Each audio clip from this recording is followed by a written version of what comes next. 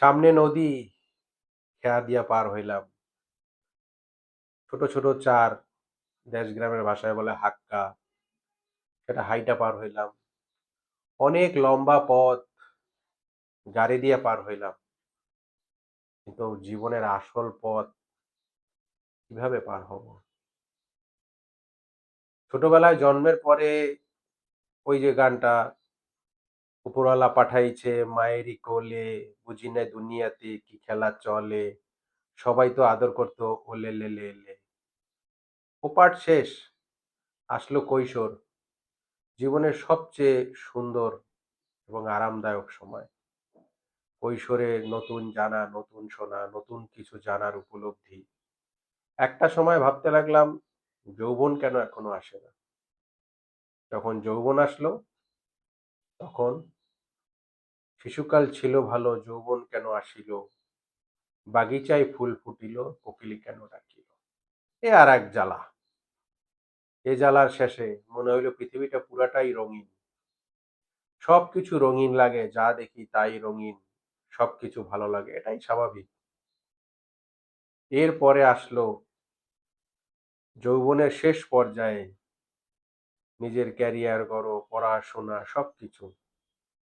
একটা সময় পড়াশোনা শেষ, মাথায় হাজারো চিন্তা। কি করব? কি চাকরি, না ব্যবসা, না অন্য কিছু? এইসব করতে করতে করতে একসময় একটা না কিছু জুটে গেল। তারপরে সেই জীবনের শেষ, এবার শুরু আরেক নতুন লড়াই। বিবাহিত জীবন, সংসার জীবন।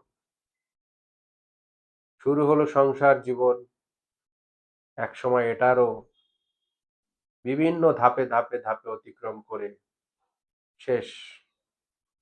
এরপর হলো পার করার পালা।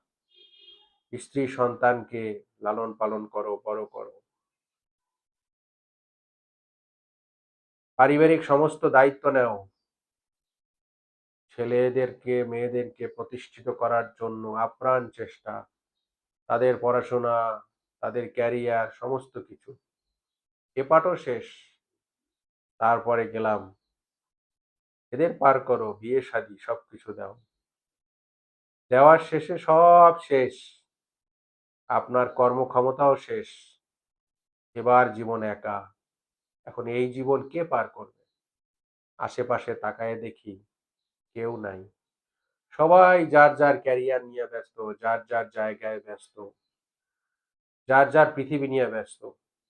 কিন্তু যে আমি শুরু থেকে এই পর্যন্ত আসলাম, তাকে দেখা